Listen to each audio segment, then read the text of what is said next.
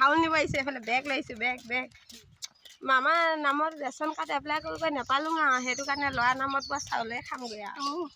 অংগনবাড়ী স্কুলত চাউল নিবলৈ আহিছোঁ বাচ্চা পাতি লৈ এইটো বাচ্চা এইটো বাচ্চা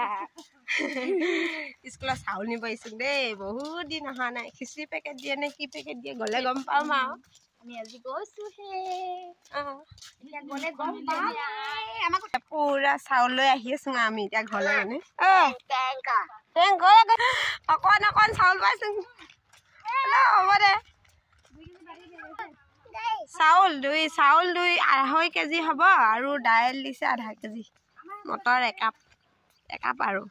এয়া ঘৰত আহি পোৱাৰ পাছত এয়া চুজি পেকেট নহয় চানা দাইল খিচিৰি 3 পেকেট এইখিনি খাবলৈতো বেয়া হ'লেও নামৰ ভাগৰখিনি লৈ আহিছোঁ ভাৰ বুকি এয়া মটৰ চাউল আৰু আছে দাইল